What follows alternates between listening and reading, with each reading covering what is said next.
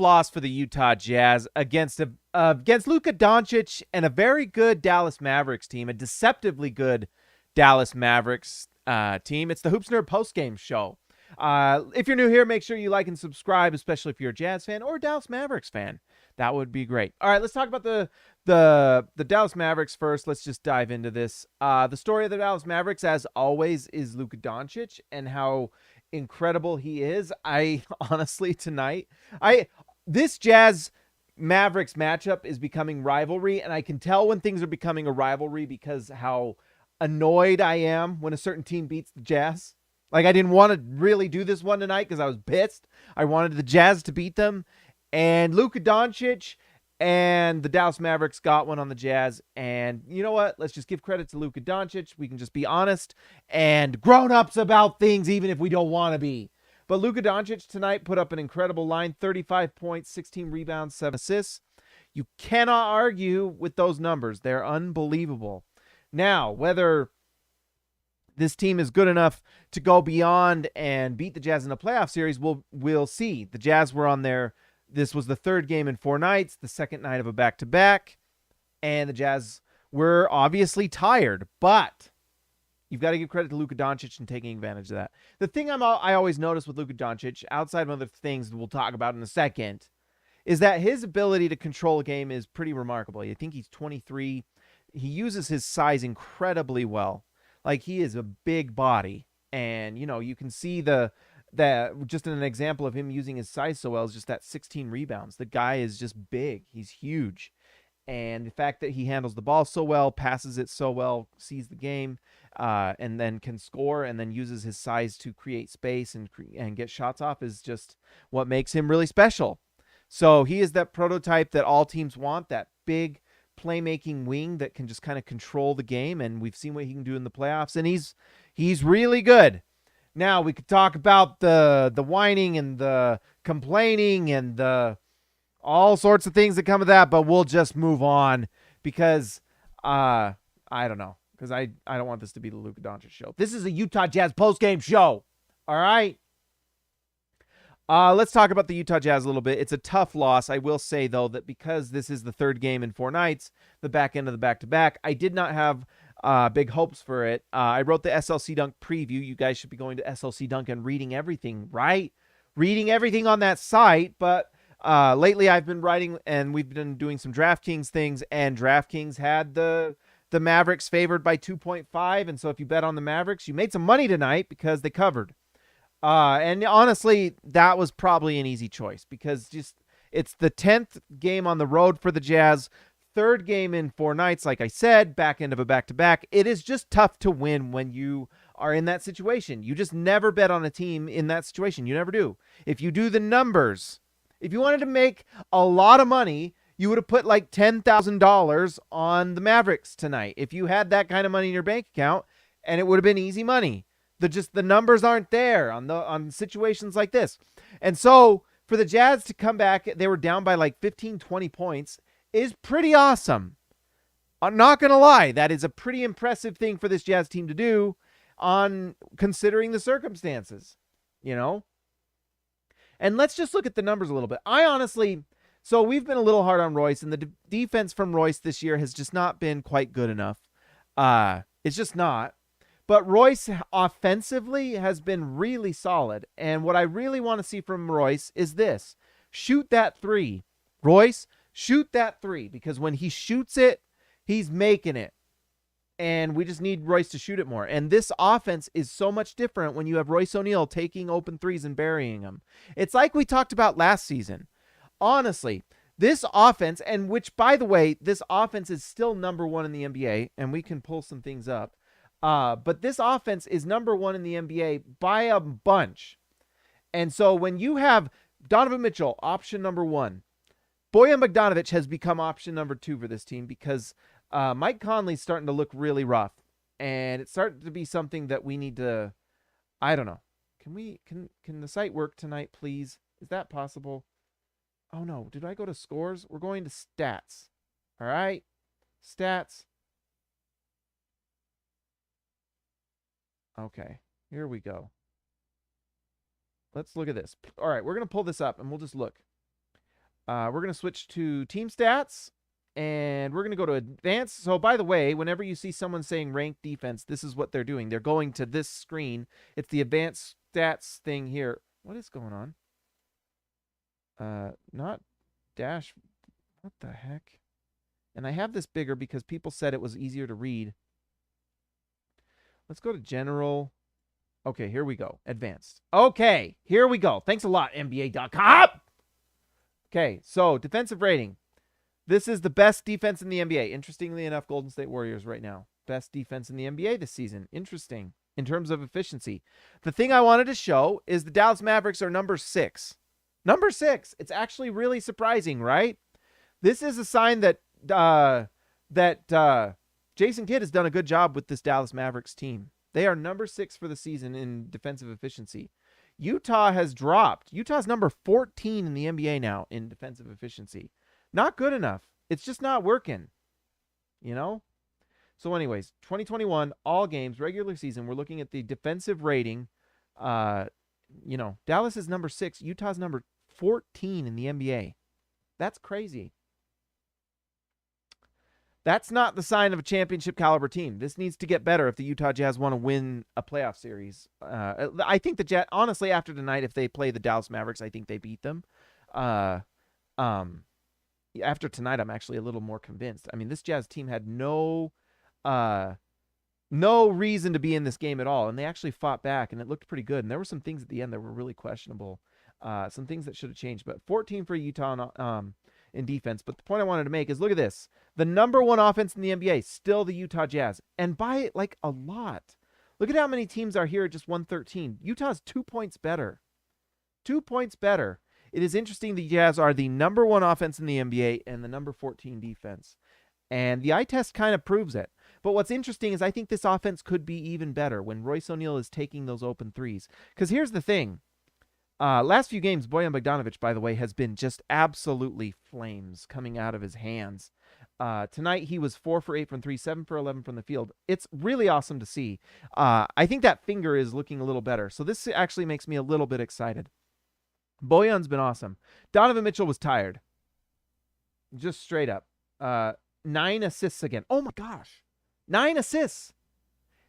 Oh, my gosh, guys. So in 4 games, 3 of the last 4, he has 9 or more assists. 2 10-assist games, and now 1 9-assist game. That's actually incredible. That's actually incredible. I didn't know that tonight. Woo! Woo! So anyways, this shot's not falling tonight, but this is the 3rd game in 4 nights, 10-game road trip, or 10 days on the road, back in the back-to-back. This is something that you shouldn't be that surprised about. What is a little, all right, Furby, I approved it. Anyways, Mike Conley, this is the thing that makes me a little nervous, guys, offensively. The fact that Jazz are playing so well offensively. What is this? Mike Conley had the night off last night, and he goes 1 for 7 tonight, and he is just not getting separation. I mean, he is just not. This turnover, let's just watch the turnover. I guess we want to hurt our own feelings. Let's watch this. Mike Conley running the pick and roll. What was that? Like, honestly, what is this?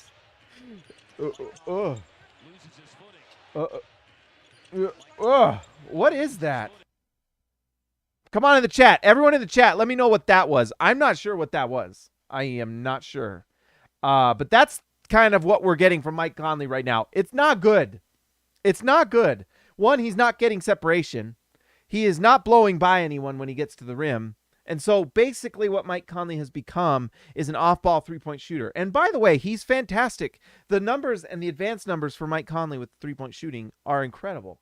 Like, they're incredible. But that's kind of it at this point. Now, maybe he can get that floater off, but I don't even know if he's doing that right now. It's bad, guys. It's really bad. And, Utah loses this game by, 8 points? They were down by 20. They came back, and honestly, like, Luka Doncic's chubby flopping really kind of, like, motivated this team. By the way, what is with Luka Doncic?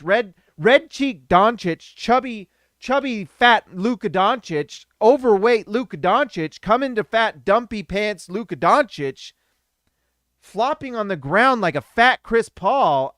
Like, what is up with that? What is up with that? Anyways, fat Luka Doncic. Remember the fish that used to like get off the plaque and like sing to you? That was Luka Doncic tonight. Blah, blah, blah.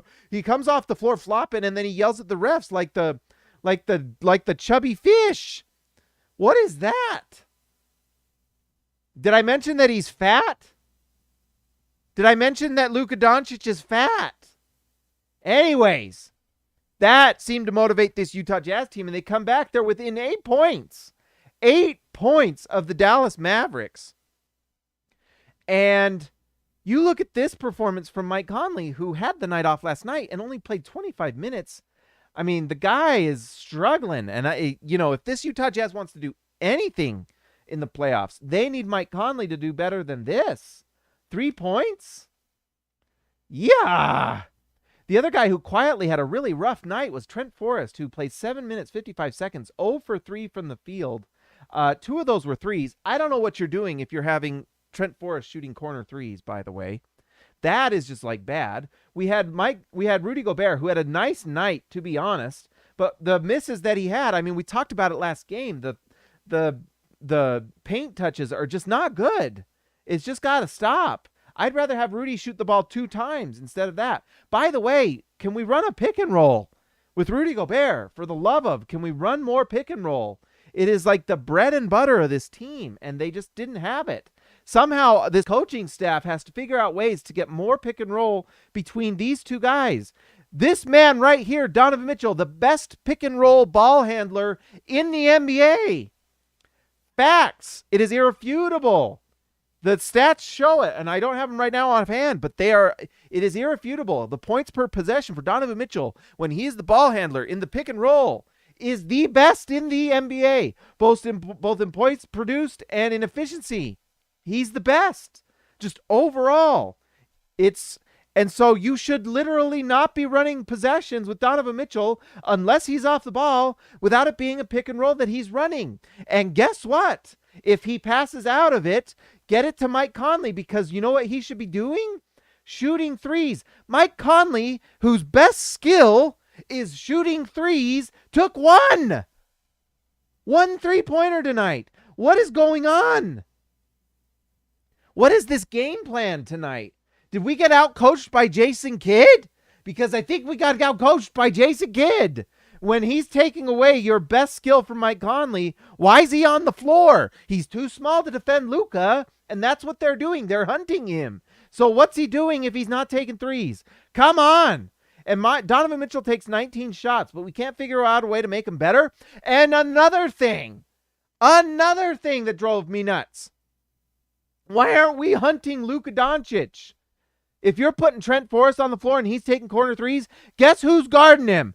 Chubby Cheeks Doncic is getting a back seat on defense, and that's the last thing you want. Switch him.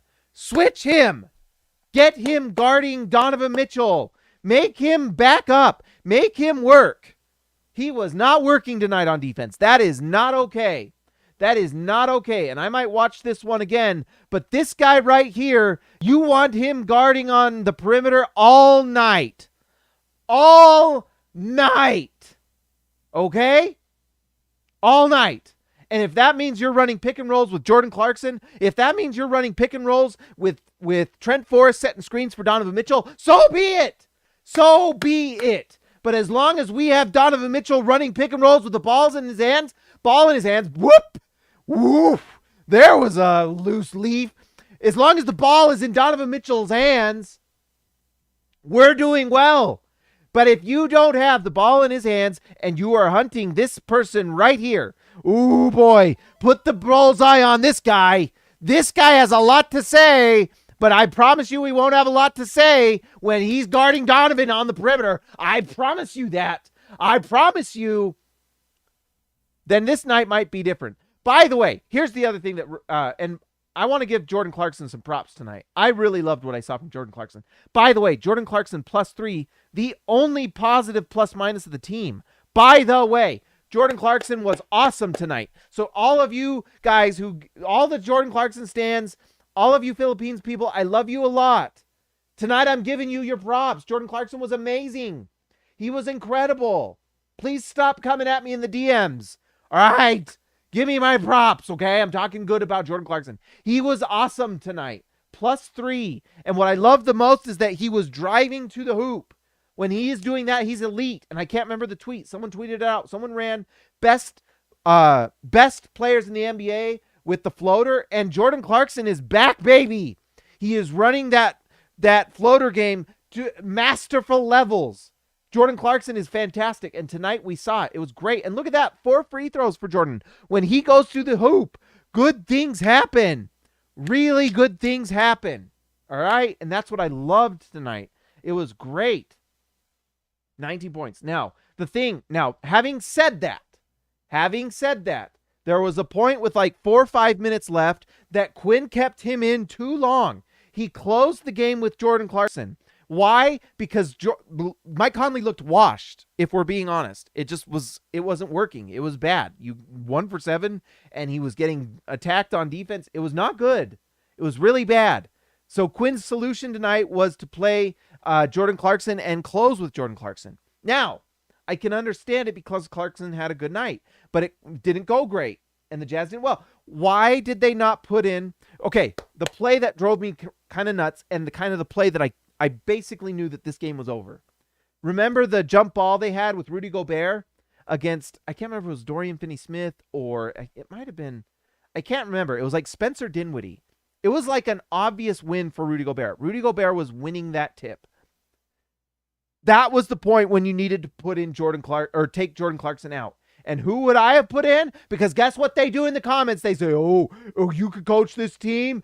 Guess what? I'm providing solutions for my criticisms. When we criticize, we provide the answer as well on this channel. Guess what? If Rudy Gobert is jumping the ball against someone like Spencer Dinwiddie or Dorian Finney-Smith, I can't remember who it was. I can promise you it wasn't Dwight Powell. It was a for sure thing. And guess what? Rudy Gobert tipped it. Jordan Clarkson was in and got out jumped. And it was the end of the game. But what they should have put in is they should have put in substitutions to get that jump ball. You have a guy right here in Daniel House Jr. who's 6'6", one of the most athletic guys on the team. If he's in that position, he gets that ball. He gets that ball. That is your chance to do some positional substitutions, and I don't understand it. You could have put him in, and they were down by like 6 at that point with like 3 or 4 minutes left. The game was within reach. It was within reach. They get that ball, and they hit a 3, and it was over. It was over. And that was when that was my most frustrating thing in the game. By the way, Rudy Gay, let's just give him props. Rudy Gay had his best game in like a while. So shout out to Rudy Gay, 3 for 7 from the field, 2 for 2 from 3. That was a nice thing to see. Let's hope that's a trend. By the way, Jonathan James photo, my man, I think we follow each other on Instagram, my friend. Welcome to Rookie. Everyone welcome Jonathan James. He does really good photographs. Look him up on Instagram. He's a really good photographer. $2 from Jonathan James Photos. Thank you, Jonathan James. I appreciate you very, very much. Very much. But anyways, that was my thing. And then at the end, it just didn't close. And you needed length and size. You know what I would have closed with? You know what I would have done? Donovan Mitchell, Royce O'Neal, Daniel House, Rudy Gay, Rudy Gobert.